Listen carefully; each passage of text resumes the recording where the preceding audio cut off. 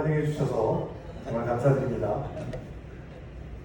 참 신기한 게 저희 교회랑 너무 예배가 똑같아서 딴 데 온 것 같지가 않고 비슷한 서울교회에 출석한 기분입니다. 지금 같이 우리 설교 전 찬양을 같이 하실 텐데요. 나는 주를 섬기는 것에 후회가 없습니다. 같이 찬양하시고 제가 간증하겠습니다.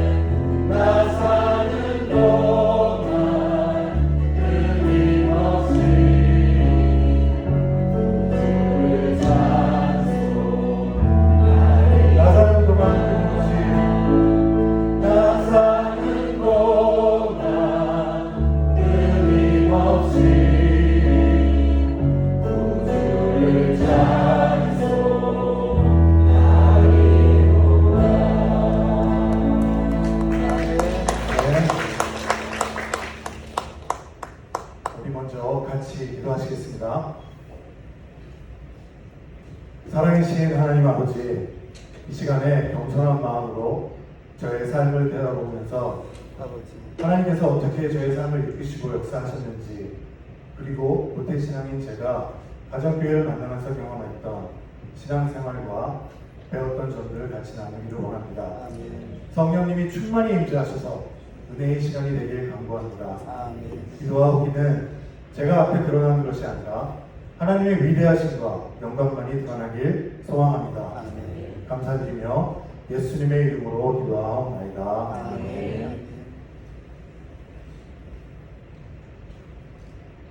먼저 부족한 저를 초대해 주시고 간증으로 하나님께 영광 돌릴 수 있는 기회를 주신 천안 아산제자교회 성도님들과 심영춘 목사님께 진심으로 감사드립니다. 저에게 천안은 제2의 고향과도 같은 곳입니다. 저희 아버지가 은퇴하시고 천안 근교에서 과수원과 농장을 하셔서 초등학교, 중학교 여름방학 때마다 천안에 와서 시간을 보냈습니다. 그래서 이곳이 다시 온 것이 정말 감개무량하고 무척 반갑습니다. 너무 많이 변해서 알아볼 수도 없습니다. 오늘 같이 묵상할 성경 구절은 아까 읽었는데 강하고 담대하라 두려워 말며 놀라지 말라 내가 어디로 가든지 내 하나님 여호와가 함께 하느니라. 강하고 담대하라 두려워 말며 놀라지 말라 내가 어디로 가든지 내 하나님 여호와가 함께 하느니라. 올해로 제가 미국에 간 지 35년이 되었습니다. 제가 휴스턴 서울교회 다닌 지는 23년이 되기도 합니다.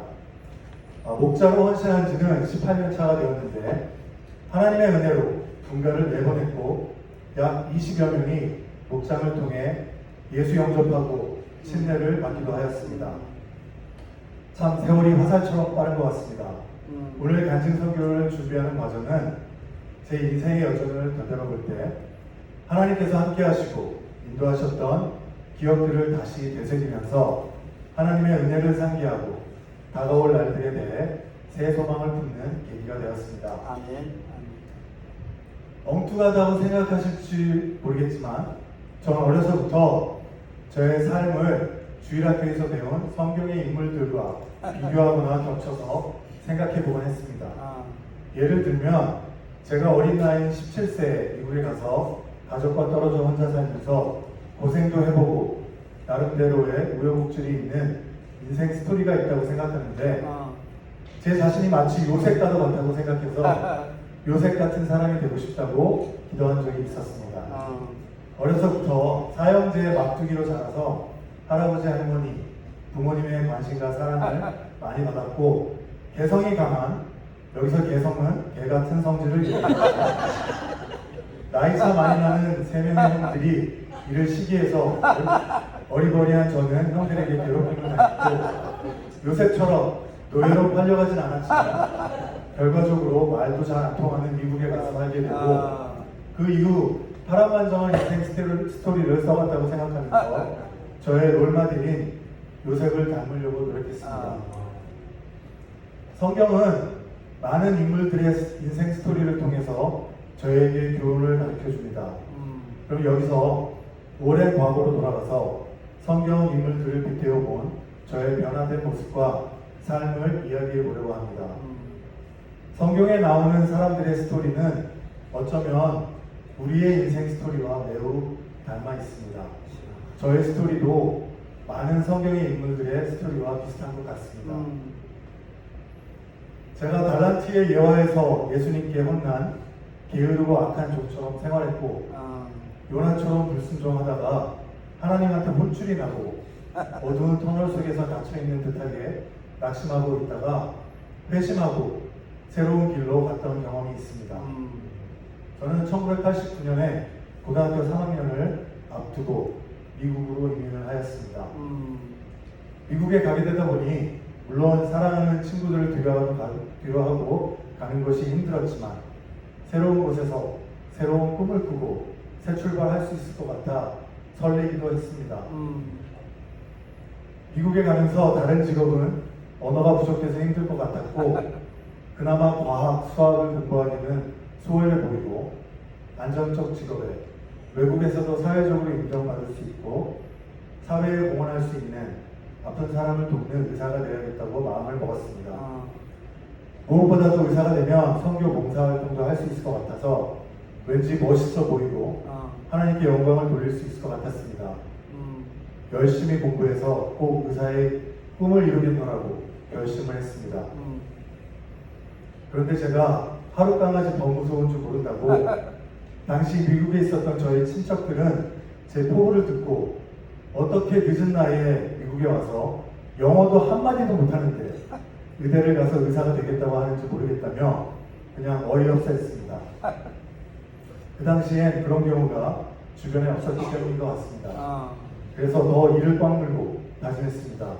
꼭 의사가 되어서 증명해 보이겠다고.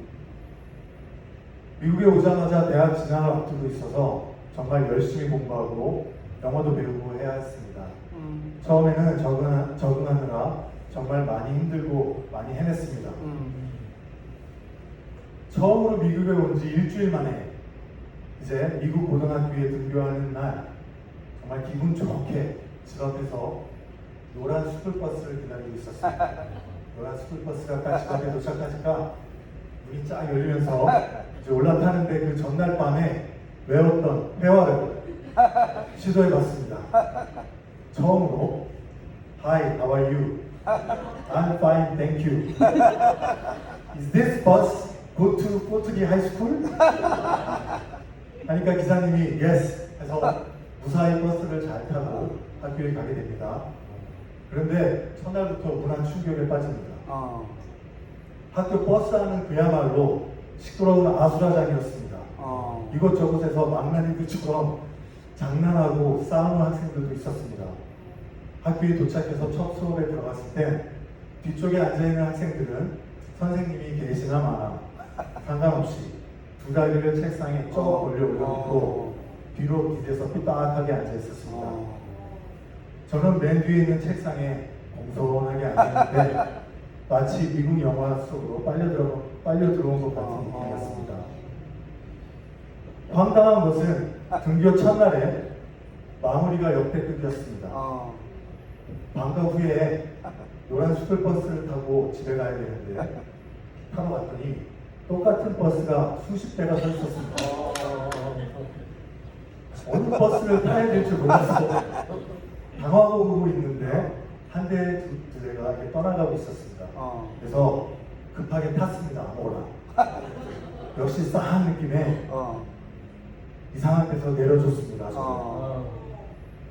정말 2시간 넘게 마치 먹이를 찾아 헤매는 하이에나처럼 길을 찾아 헤매다가 만신창이가 되어 정말 간신히 아는 길을 찾아서 극적으로 집으로 돌아갈 수 있었습니다. 첫날부터 국제 비하가 될 뻔했습니다. 그 난리 브루스를 춘 다음날 등교했을 때 선생님이 숙제 검사를 하는데 전날에 내준 숙제를 알아듣지 못해서 숙제도 못해가고 숙제 못한 이유를 설명해야 되는데 말을 못해서 손짓 발짓으로 호모? What homo? I don't know homo. No here. No please.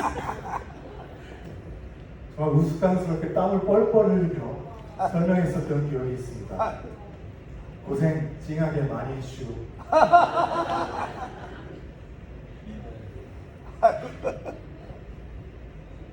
심지어 그때 미국에 와서 생전 처음으로 햄버거 가게에 갔는데 그때만 해도 한국의 햄버거 가게가 종로에 딱 하나 있었습니다. 거기서 오더할 때 긴장한 마음을 팍 가라앉히고 멋있게 Can I have a Big Mac please? 딱 했더니 종업원들이 막 웃더라고요. 그래서 이거 뭐야? 인종차별 아닌가? 생각했는데 알고 보니 이유이신즉 거기가 버거킹이었는데 맥도날드와 버거킹을 구분을 못하고 비공으로 오더해서 창피를 당한 것이었습니다. 이외에 일일이 말 못할 오픈 일들이 꽤 있었던 것 같습니다. 그 와중에서도 한국의 입시생처럼 하루에 4시간씩 자면서 열심히 공부를 했고 잘 때 영어 듣기를 좀 늘리기 위해서 라디오를 틀어놓고 자고 발음을 좋게 하기 위해서 혀를 말고 자기까지 했습니다. 영어 단어를 적은 수십 장의 노트 종이에 제 방 전체 벽에 도배하듯이 붙여놓고 외우기 위해 노력했습니다. 또한 친척의 인도로 근처에 있는 한인교회에 나가기 시작했고 학교에서는 몇 명 안 되는 한인 학생들을 모아서 한국 학생회를 조직하고 리더로 봉사하기까지 했습니다. 다행히 노력의 결실로 꽤 괜찮은 대학에 입학하게 됩니다. 미국 문화에 더욱 심취해보고 싶고 영어도 더 잘하고 싶어서 한국 학생이 거의 없는 의학 전문 대학원 진학을 준비시켜주는 대학을 찾아서 갔습니다. 대학 초반에는 신앙생활도 열심히 하려고 미국인 기독교 학생회에도 나가고 로컬 미국인 교회에도 나가려고 노력했습니다. 그러나 미국 교회의 문화 차이와 혼자 동양인으로서 신앙생활을 하면서 점점 외로움을 느끼고 학업도 점점 힘들어지고 있었습니다. 지금의 집사람이 그 당시에 저와 같이 장거리 연애를 하고 있었는데 자주 연락도 못하고 해서 그리움에 더욱더 외로움을 탔던 것 같습니다. 그러다 보니 외로움을 달래려고 별로 친하지도 않은 아이들과 어울려 다니고 저녁마다 모여서 세상 돌아가는 걱정이란 걱정은 다 하고 답답한 현실과 이상의 괴리감을 술로 취해 잊어버리려고 밤새 포금을 하고 거의 매일 신세한탄을 하면서 시간을 보내기 시작했습니다. 심지어 술 마실 때 드링킹 게임을 하다가 만취 상태로 술잔을 깨서 손을 심하게 다쳐서 응급실에 실려간 적도 있었고 여러 가지 술을 섞어 마시고 한 20번 정도 이상 토하고 응급실에 실려간 적도 있었습니다. 그 후 6개월간 속병이 나서 음식도 제대로 먹지도 못했을 정도로 점점 망가져갔습니다. 그렇게 방탕한 생활을 이어갔습니다. 동시에 마음 한구석에 하나님과 멀어지는 것 같고 하나님이 원하시는 것과 반대로 가는 듯한 마음에 불편한 죄책감을 가지고 살았습니다. 생활은 점점 무너져가고 급기야 수업에 빠지는 일도 많아졌고 그때까지 좋았던 학점도 점점 깎이기 시작했습니다. 심지어 졸업 논문을 위해 연구하는 프로젝트를 등한시하고 실험실에도 나가지 않는 일이 빈번해져서 지도 교수님이 저를 찾느라 전화를 주시곤 했습니다. 그러면서 우울증 증세가 찾아왔습니다. 아무것도 하고 싶지 않고 무엇을 해도 즐겁지 않은 상태에 이르게 됩니다.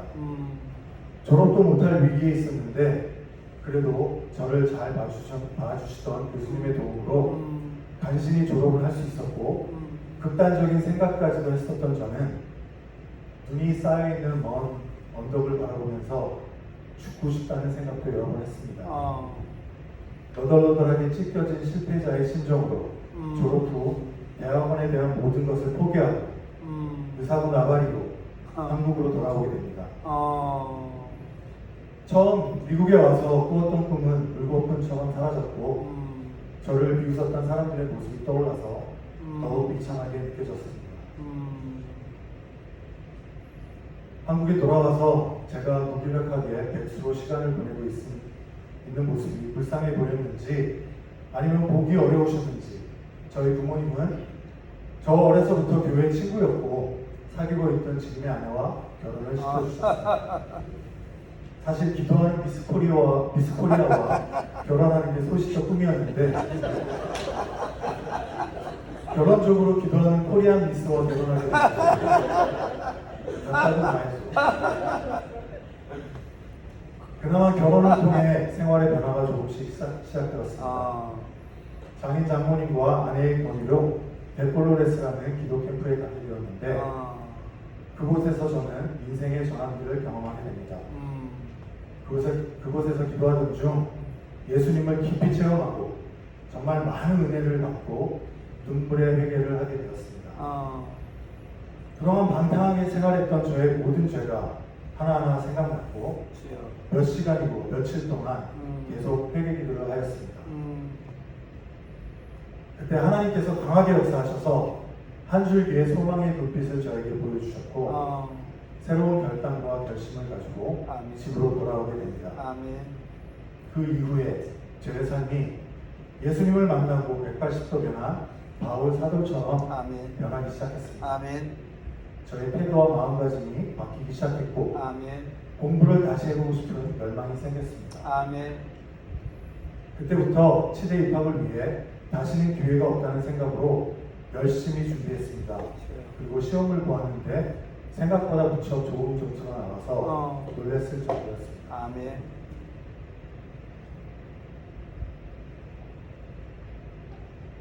그리고 치대에 지원을 했는데 인터뷰를 받는 과정에서 믿음의 용사같이 다윗과 같이 하나님이 주신 용기와 자신감으로 골리앗을 상대로 싸워 이기는 경험을 하게 됩니다. 제 실력에 가기 힘들다고 생각했고 꿈만 꾸었던 전 세계 탑인 미시간 치과대학에서 인터뷰가 왔고 간절히 가기를 원했지만 저에게는 워낙 큰 넘사벽 같은 곳이었습니다. 그런데 이상하게도 다윗이 골리앗을 상대할 때처럼 저에게도 왠지 모를 자신감이 생겼고 아멘. 두려움이 없어졌습니다. 인터뷰하러 갔는데 수십 명의 다른 학생들도 이미 도착해서 대기하고 있었습니다. 압도당할 수 있는 무거운 분위기에서 한 사람씩 호명되면 5명의 인터뷰어에게 각각 한 사람씩 들어가서 인터뷰를 하게 됩니다. 그렇게 심각하게 시작된 인터뷰를 마칠 무렵에 그냥 담대하게 솔직한 제 심정을 인터뷰어에게 말했습니다. 지금 생각하면 왜 그랬는지 모르겠지만 이렇게 얘기했습니다. 이 학교가 정말 오고 싶고 나의 넘버원 초이스인데 오늘 중으로 합격 여부를 알려주시면 감사하겠습니다. 물론 영어로 얘기했습니다. 왜냐하면 다른 학교에서 한 군데 이미 합격 통지를 받은 상태인데 내일까지 등록을 안 하면 합격 취소가 됩니다. 그러니 오늘 중 합격 여부를 알려주시면 좋겠습니다. 합격 시켜주시면 다른 학교를 포기하고 오늘 등록을 아예 하고 가겠습니다. 라고 얘기를 했습니다. 이 얘기를 들은 인터뷰어는 정말 어이가 없다는 황당해서 당황해하는 내색이 명백했습니다. 저는 그때 두려움이 없었습니다. 아니, 배는 게 없었던 것 같습니다. 하나님께서 덤으로 주신 기회인데 분명히 해결해 주실 거라는 믿음이 있었습니다. 아멘. 그런데 신기하고 놀랍게도 제 얘기를 듣고 나서 사정을 이해하니 잠깐 상의하고 와서 답을 알려주겠다고 하였습니다. 초조하게 기다리고 있었는데 한 20분 후에 들어와서 얘기하길 당신은 우리가 원하는 학생이고 인터뷰를 한 날 합격을 알려주는 경우는 처음이라며 합격을 축하한다고 얘기해 주었습니다. 할렐루야. 너무 어메이징하고 왠지 믿겨지지가 않을 정도로 멍하고 덤덤했지만 굉장히 기뻤습니다. 하나님께서 해주었다는 확신이 있었습니다. 실패자로서 상했던 제 신령을 위로하시고 회복시켜 주시는 것 같아 정말 감사했습니다. 합격해서 기쁜 마음에 큰 마음 먹고 그 동네 중국식 뷔페 음식점에 가서 엄청나게 먹고 배탈이 나서 설사로 죽을 뻔했다. 잊지 못할 기억도 있습니다. 그리고 치대에 들어와서는 공부할 때 예수님을 만나고 180도 변한 바울 사도와 같이 절제되고 끝까지 포기하지 않는 삶을 살았고 방주를 만들어 구원을 받은 노아와 같이 충성하고 순종하며 제가 해야 할 일에 집중하여 하나님의 놀라운 축복과 은혜를 체험한 적도 있습니다. 그냥 다시 공부할 수 있도록 하나님이 주신 기회에 감사해서 그 전에 방탕한 생활을 했던 제가 완전히 생활 패턴을 바꿔서 저녁 9시면 일찍 잠을 자고 새벽 2시에 일어나서 에스프레소 한 잔을 마시고 등교 시간까지 매일매일 공부하기 시작했습니다. 4년 동안 외식은 졸업할 때 딱 한 번 했습니다. 아마 그래서 그때 집사람이 매일 집에서 제 도시락을 포함해서 삼시세끼를 챙겨주느라 요리가 좀 늘은 것 같습니다. 오늘날 모든 세미나의 음식 총괄자로 사역할 수 있는 밑거름이 된 것 같습니다. 심지어 시간과 돈을 아끼려고 머리도 집에서 집사람이 깎아주고 집에 있는 TV는 거의 건드리지도 않았습니다. 그리고 하나님의 은혜에 너무 감사해서 하나님께 서원 기도를 드리게 됩니다. 하나님께 4년 동안 새벽 기도를 한 번도 빠지지 않고 교회에 나가서 드리겠다고 약속하게 됩니다. 다행히 유학생 교회가 새벽 기도가 토요일날만 있었습니다.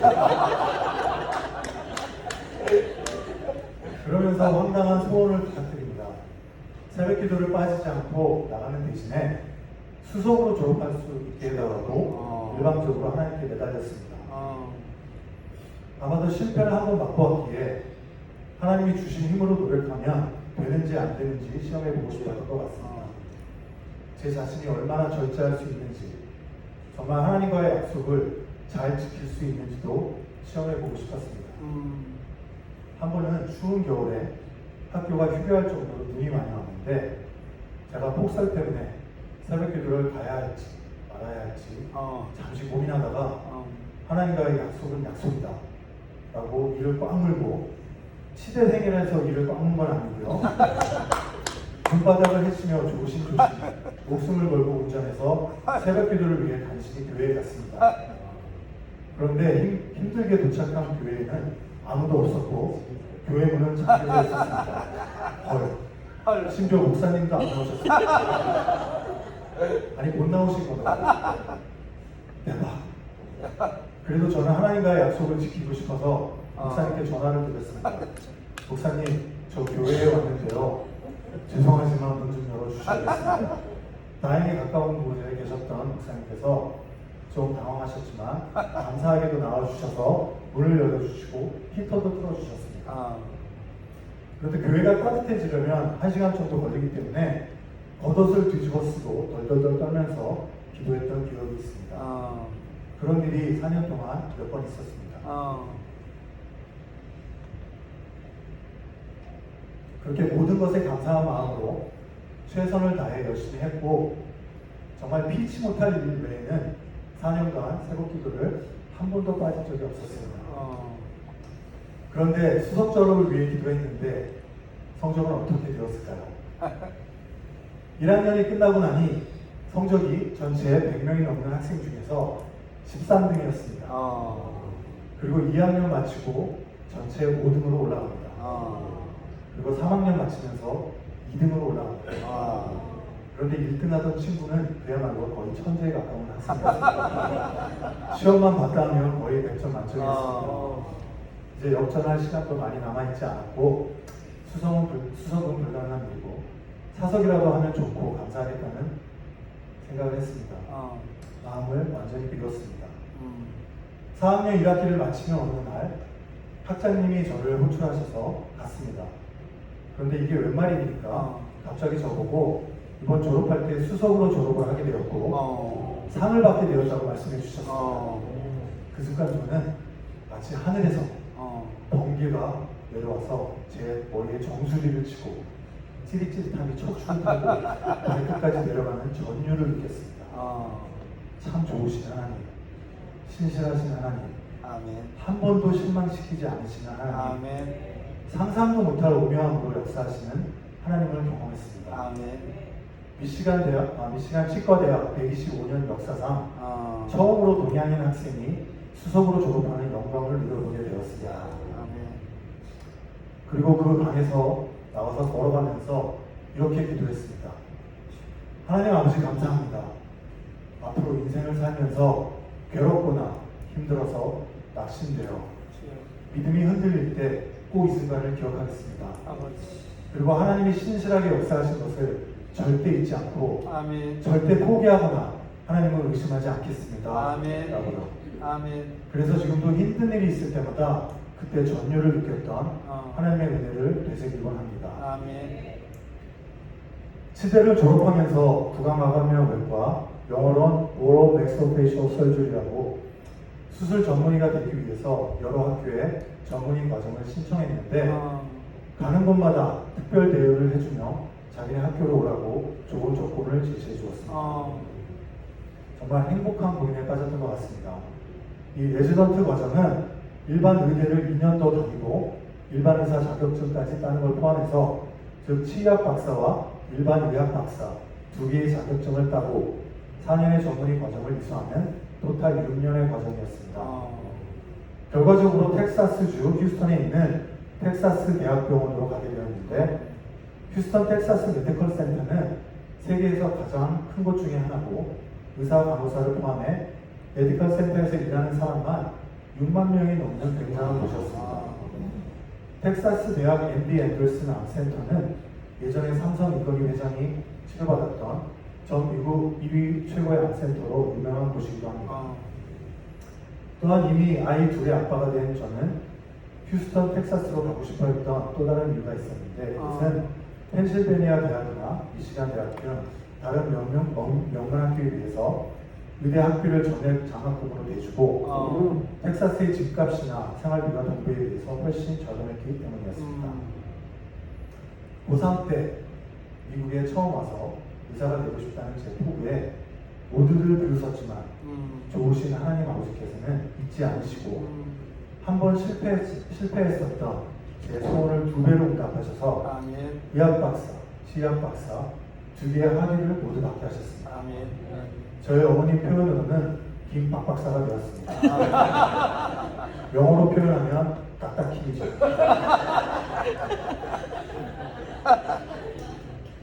그리고 학교 선배님이 휴스턴 서울교회 한 집사님을 소개받아 자연스럽게 목장과 교회로 인도되었고 2001년부터 5년 동안 목원으로 지내다가 2006년도에 목자로 임명받게 됩니다. 처음 목자가 되어 뜨겁게 목장 사역을 하고 지내는 중 2007년도에 전문의 과정을 다 마치고 LA, 시카고, 뉴저지 등에서 좋은 조건으로 잡 오퍼를 받고 휴스턴을 떠날 수 있는 상황이 찾아왔습니다.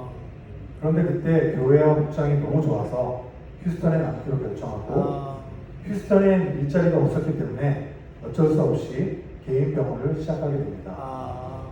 어렵사리 개업해서 개인 병원 의사로 목장에서 목자로 무지하게 바빴지만 열심히 최선을 다해 신앙생활을 했는데 그때부터 하나님께서 목장과 생업과 가정에서 놀라운 축복을 부어주시기 시작했습니다.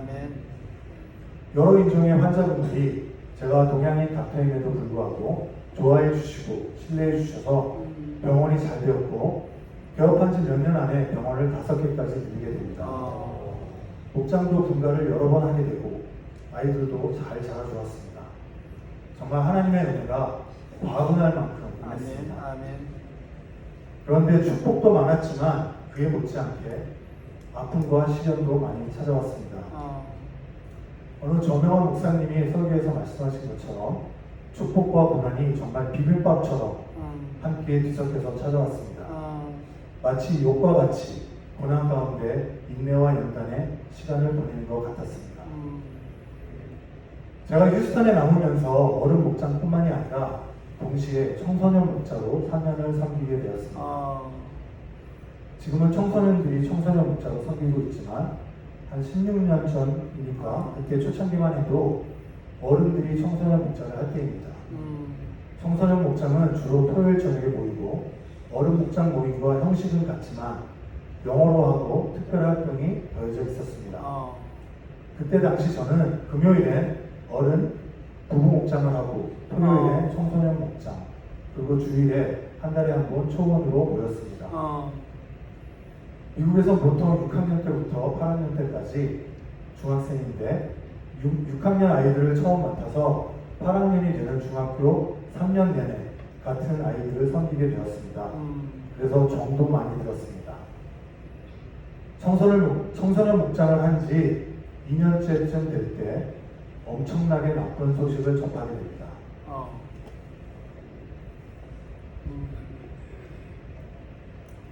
목장 아이들 중 하나가 소아 간암으로 진단을 받게 됩니다.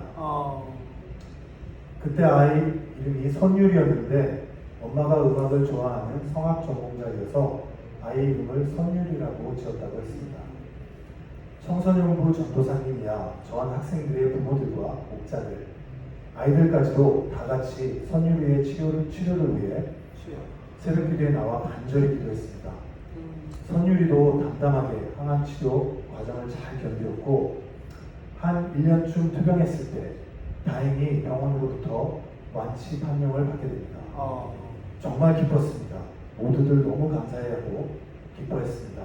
그래서 우리 청소년 목장에서도 완치 기념 파티도 같이 하고 드디어 모든 것이 일상으로 돌아가는 듯 했습니다. 그런데 안타깝게도 한 3, 4개월 지난 후 병원에서 암이 재발됐다는 하늘이 무너지는 것 같은 소식을 듣게 됩니다. 선율이와 선율이 부모, 목장 아이들, 저 또한 낙심하고 실망감에 휩싸이게 됩니다. 하지만 다시 마음들을 다잡고 전보다 더 간절하게 하나님께 매달렸습니다. 그때 저는 기도하던 중 수염이 조금 자랐는데 하나님께서 선율이를 완전히 치료해 주실 때까지 수염을 깎지 않기로 결심을 하고 기르게 되었습니다. 그것이 지금까지 오게 되었습니다. 그렇게 또 몇 개월이 흐르는데 아이의 상태는 점점 악화되어 갔습니다. 강한 항암 치료 때문에 몸이 힘들어서 목장도 자주 빠지게 되었고 무엇보다도 아이의 스피릿이 점점 약해지는 것 같아 안타깝고 슬펐습니다. 아직도 아련한 기억이 있습니다. 한 번은 저희 집에서 아이들과 같이 목장을 했는데 오랜만에 선율이도 같이 참석하는 날이었습니다. 선율이의 엄마가 아이가 요즘 통 입맛이 없어서 잘 못 먹는다고 했습니다. 그래서 저의 아내가 아이들이 좋아할 만한 치킨 완자 샌드위치를 해주었는데 신기하게도 그날은 맛있다 맛있다 하며 잘 먹었습니다. 그리고 그 목장이 선율이의 마지막 목장이 되었습니다. 그 다음 주에 갑자기 상태가 안 좋아져서 응급실에 실려가고 중환자실에 있었는데 그때 병원을 방문해 선율이의 손을 꼭 붙잡고 울면서 기도해주며 마지막 인사를 건네었습니다. 그리고 며칠 뒤 선율이는 그렇게 천국에 갔습니다. 참 슬프고 아팠습니다. 왜 목자를 해서 이런 아픔을 경험해야 되는지 정말 싫었고 제 자신을 자책하고 선율이를 데려가신 이유를 찾고자 하나님께 울부짖었습니다. 그 아픔의 영향권 안에서 한 3년 정도 힘들었던 것 같습니다. 선율이가 천국으로 떠난 지 한 6개월쯤 지났을 때 어른이 되면 의사가 돼서 자기 같은 아픈 아이들을 치료해주고 싶다고 했던 선율이의 말이 기억이 났습니다.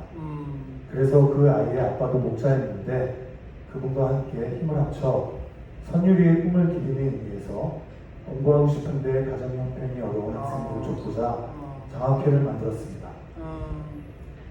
처음에 교회에서 작게 시작한 장학회가 미국 교포사에서 가장 크고 오래되고 신뢰받는 한미장학재단과 연결이 되어서 남서부 지부로 합병 창설하고 지속적인 성장을 하게 됩니다. 저는 3년 동안 회장으로 헌신하며 장학회를 키우게 됩니다. 그 후 10년 이상 이사회에서 봉사하고 지금도 기부를 14년째 매년 하고 있습니다. 작년에는 그동안 많은 성장을 한 장학회에서 28명의 학생들에게 각각 2,000불씩과 56,000불, 하나로 약 7,400만 원의 장학금을 주었습니다. 비록 선율이의 슬픈 죽음으로 시작됐지만 선율이의 꿈을 담아 지금까지 14년째 수백 명 학생들의 공부하고 싶은 꿈을 도와주고 있습니다. 하나님의 놀라우신 섭리에 감사드리고 영광을 올려드립니다. 저는 아버지 생신이 있었던 6월이 되면 저희 아버지 생각이 더 나고 특별히 유교가 되면 천국 가신 저희 아버지 생각이 많이 납니다. 시대적 비극을 안고 살아가신 저희 아버지의 인생을 되돌아보면 하나님의 그 놀라우신 사랑과 섭리가 저희 집안을 통해 얼마나 크게 역사하셨는지 다시금 깨닫게 됩니다. 저희 아버지는 일제시대 때 장손의 장손으로 태어나시고 6.25 전쟁 시 1.4 때 남한으로 모든 친척을 이끌고 피난 나오시게 되었고 전쟁의 국군으로 참전하신 참전용사이십니다. 전쟁 중 죽을 고비도 몇 번 넘기셨고 휴전 후에도 정말 많은 고생을 하셨고 6분의 작은 아버지들을 직접 키우시고 장가도 보내주셨습니다. 저희 할아버지께서 중풍으로 쓰러지셨을 때 저희 부모님은 할아버지 할머니를 오랜 시간 동안 모시고 살면서 보살펴드렸습니다. 그러니 저희 아버지의 말이 곧 저희 집안의 법이었고 그 아무도 아버지의 권위에 도전하는 사람이 없었습니다. 그렇게 강직하신 분이셨기 때문인지 제 어머니의 50년 기도 제목이었던 아버지의 영혼권이 불가능해 보였습니다. 그런데 한 11년 전쯤 한국에서 아버지께서 뇌졸중으로 쓰러지셔서 위태로운 적이 있었습니다. 그때 저희 부모님께서 제 도움이 필요하시다고 생각해서 제가 한국에 나가서 보살펴드렸는데 그렇게 강직하셨던 분이 많이 약해진 모습을 뵙고 제 마음에 아버지에 대한 분유한 마음이 들어왔습니다. 그래서 제가 할 수 있는 최선을 다해서 쓰러지신 아버지를 위해 생업도 마다한 채로 한국에서 정성껏 한 달 정도를 보살펴드렸습니다. 그랬더니 아버지께서 저희랑 같이 사시고 싶다고 저한테 반복히 미국에 같이 오는 것을 부탁하셨을 때 사실 앞뒤 재지 않고 부모님 모시고 미국에 오기로 결정하게 됩니다. 저는 막내 아들이었기 때문에 어떻게 보면 자연스럽게 부모님에 대한 책임을 형님들에게 돌릴 수도 있었는데 아버지에 대한 불쌍한 마음과 혹시나 성심성의껏 잘 보살펴드리면 아버지의 영원 구원으로 이루어질 수 있다는 소망도 있었기에 아멘. 모시기로 결정했습니다. 아멘. 아마 저희가 목자 옥류로 훈련되어 있지 않았다면 절대 그렇게 결정하지 못했을 것 같습니다. 휴스턴에 오신 후 처음 1년은 마음이 굳게 닥치셔서 교회도 안 나가시고 목장도 참석을 안 하셨는데 저희 어머니가 속해 계셨던 목장의 목장님께서 저희 집에 매주 찾아오셔서 말씀도 읽어주시고 찬송도 불러주시고 아버지의 영혼 구원을 위해 애써주셨고 또한 목장 식구들도 정성껏 섬겨주시고 사랑을 부어주셔서 아멘. 아버지의 마음의 문이 열리기 시작했습니다. 아멘. 마침내 예수님을 영접하시고 아멘. 불편하신 몸 때문에 침례탕에는 못 들어가셨지만 아멘. 약식으로 세례까지 받으시는 기적적인 은혜가 있었습니다. 아멘. 가정교회와 목장이 아니었다면 그 어느 교회에서 더더욱도 불편하신 노인분의 영혼 구원에 그렇게 관심을 가지고 섬겨줄 수 있었을까 아멘. 생각하여 봅니다. 아멘. 6년 반 동안 같이 모시고 살면서 정말 어려운 일도 많이 있었습니다. 뇌졸중으로 쓰러지셨기 때문에 혈관성 치매가 찾아오기 시작했습니다. 평소에 괜찮으신 것 같이 보이시다가도 갑자기 이상한 행동을 하시는 일이 많아졌고 예를 들면 어쩔 땐 느닷없이 부엌에 식칼을 잡고 화를 내시거나 해서 옆에서 보살피시는 저희 어머님도 너무 힘들어하셨고 저희들도 하루하루가 정말 살아온 판을 넘는 느낌으로 눈치 보고 비유 맞춰드리기가 쉽지 않은 날들이 있었습니다. 저의 행동에서 제약이 굉장히 많았습니다. 제가 출근을 하거나 외출할 때 꼭 저를 찾으셨기 때문에 나갈 때는 어디에 얼마 동안 나갔다 와야 된다는 것을 일일이 매번 설명해 드리고 다녀야 했습니다.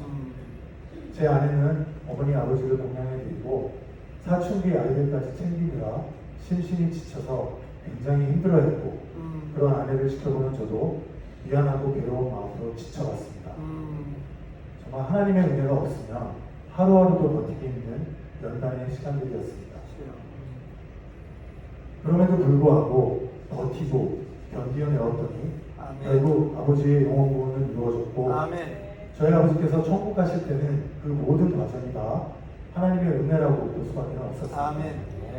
부모님과의 6년 반 동안의 여정은 많은 깨달음과 배움의 시간이었습니다. 그리고 뒤늦게 깨달은 엄청난 축복의 시간이었습니다. 아름답고 고귀한 열매를 맺기 위해서는 비바람도 견뎌내고 가뭄과 뜨거운 햇빛도 참아내는 시절이 필요했다는 것을 체험으로 깨닫게 되었습니다. 고통과 시련이 클수록 기쁨과 영광도 크다는 것을 몸소 경험하게 되었습니다.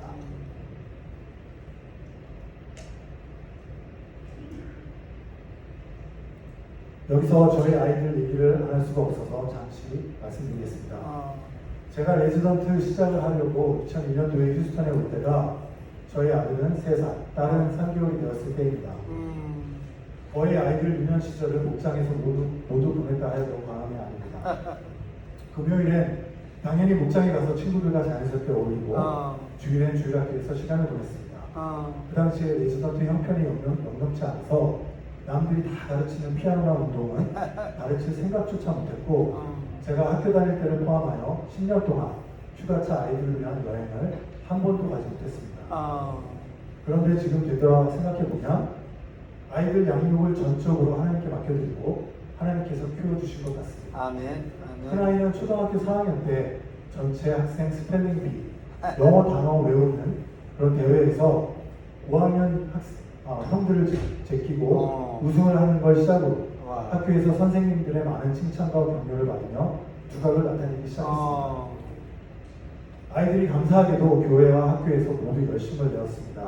한 번은 저희 큰아이 이름이 마이클인데 마이클이 고등학교 다닐 때 지체장애 아이들과 같이 농구를 해줄 학생들을 모아서 팀을 만들고 같이 농구해주는 자원봉사를 하였는데 고등학교 4년 동안 그 봉사단체에 리더로 섬겼습니다. 토요일마다 엄마에게 아이들과 같이 먹을 간식을 사야 한다고 부탁했습니다.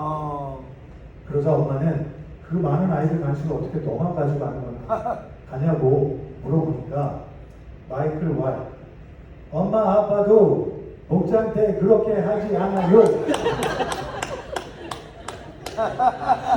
하고 미국 교포처럼 말해서 같이 웃은 적이 있었습니다.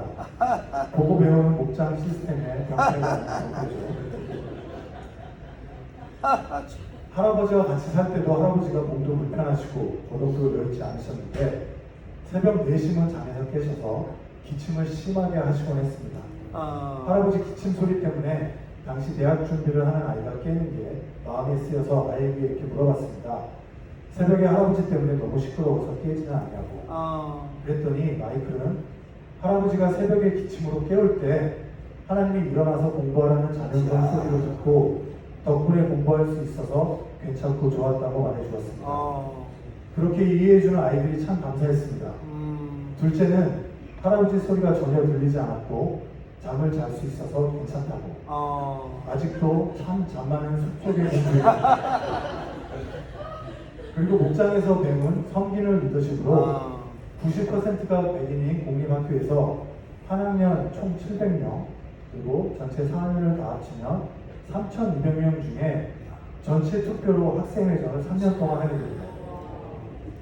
그리고 공부는 고등학교 4년 내내 전교 1등을 꾸준히 유지했고 결국 들어가기 거의 불가능하기 때문에 선택받은 자만 갈 수 있다는 하버드 대학의 조기 합격의 영광을 누리게 됩니다. 정말 하나님께서 보여주신 기적입니다. 아멘. 아멘. 저희 부부가 해준 건 다른 것보다도 모든 걸 하나님께 맡기고 아멘. 아이들을 위해서 열심히 기도해 준 것뿐이 없습니다. 아멘. 아멘. 처음 목자가 되어 통장 잔고에 단돈 200불이 남아서 목장을 준비하면서 집사람이 손이 덜덜 떨린 적이 있었다고 합니다. 그 돈이면 아이들 특별활동도 시킬 수 있을 텐데 라고 생각했답니다. 그래서 어려서부터 다른 아이들이 배우는 것들을 잘 가르치지도 못했는데 하나님께서 이 모든 것을 아시고 보상해 주신 것 같아서 아멘. 너무너무 감사했습니다. 아멘. 아멘. 참 좋으신 하나님, 아멘. 한 번도 실망시키지 않으시는 아멘. 신실하신 하나님을 또 한 아멘. 번 경험하게 되었습니다. 아멘. 역시 가정교회는 자녀 교육을 책임지는 교회라는 게 아멘. 명불허전이 아니었습니다. 아멘. 저의 인생을 되돌아볼 때 성경에 나오는 많은 인물들처럼 하나님 아버지의 간섭이 없었던 적이 없었습니다. 정말 세밀하게, 섬세하게 주관하신 하나님의 역사가 현재도 진행 중인 저의 스토리에 담겨 있습니다. 아멘. 저희 아버지가 겪으신 일제시대, 6.25 전쟁, 피난 후 생활, 미국 이민, 영원 구원의 결실, 그리고 아버지의 아들인 저의 신앙의 여정, 그리고 저의 아들로 이루어지는 서사시 같은 스토리는 주여. 마치 아브라함, 이삭, 야곱, 그리고 다윗으로 이어지는 스토리같이 하나님의 계획과 섭리가 스토리 전체에 녹아져 있습니다. 아멘. 정말 오묘하고 놀라운 아버지의 섭리와 은혜에 감사와 영광을 올려드립니다. 아멘. 앞으로 다가올 저의 삶의 스토리를 이어 써나가면서 아멘. 목자로서, 집사로서 사역을 감당할 때 다음과 같은 성경 인물들이 보여주는 마음가짐과 태도로 일하고 싶다는 생각을 해보았습니다. 아멘. 소중한 옥합을 깨서 그 향유로 예수님의 머리에 부은 여인과 같은 아멘. 정성 어린 마음가짐을 본받고 아멘. 모세의 형제이자 동역자였던 아론과 같이 담임 목사님과 믿음의 형제들을 돕는 서포터가 되길 원합니다. 아멘. 아멘. 또한 같은 상황에서 같은 것을 보지만 다른 시각, 믿음의 시각으로 보는 여호수아와 갈렙과 같이 믿음의 눈을 가지고 평신도 사역자가 되길 소망합니다. 아멘. 그리하여 약속의 땅 가나안으로 들어가는 하나님의 축복을 경험해보고 싶습니다. 아멘. 강하고 담대하라, 두려워하며 놀라지 말라. 제가 어디로 가든지 내 하나님 여호와가 함께하느니라. 아멘. 마지막으로 지난 아시안컵에서 16강 8강전에서 추가 시간 마지막 1분을 남겨놓고 극적인 동점을 이끌어내고 연장 120분을 연속 2번 뛰며 4초 끝에 승부차기와 역전승으로 4강에 오른 포기할 줄 모르는 대한민국 축구팀을 보면서 많은 감동을 받았고 이런 상상을 해보았습니다. 저희는 영원 구원을 위한 하나님 나라의 국가대표이고 아멘. 이 세상의 아레나로 사역의 경기를 위해 입장할 때 감독님인 하나님, 전술코치 예수님, 훈련 코치 성령님이 벤치에서 지켜보고 계시고 아멘. 관중석에서 모든 성경의 인물들, 신앙의 선배들이 다 저희를 위해 응원하고 아멘. 환호하고 있는 장면을 그려봅니다. 아멘. 상상해 보십시오. 아멘. 응원의 함성이 들립니다. 아멘. 가정교회 영웅구원 제작교회 아멘. 아멘. 그리고 저도 승리의 인터뷰를 할 때 이런 질문을 받습니다. 그렇게 힘든 경기를 뛰었는데 피곤하지 않습니까? 그리고 손흥민 선수가 했던 것처럼 제가 대답을 하는데 하나님 나라를 위해 국가대표를 뛰는데 피곤하다고 하면 안 되고요. 국가대표로 당연히 해야 할 일을 했을 뿐입니다. 감독님과 코칭 스태프 그리고 응원해주신 모든 분들께 감사드리고 실망시켜드리지 않도록 최선을 다하겠습니다. 하는 복 많이 받으세요.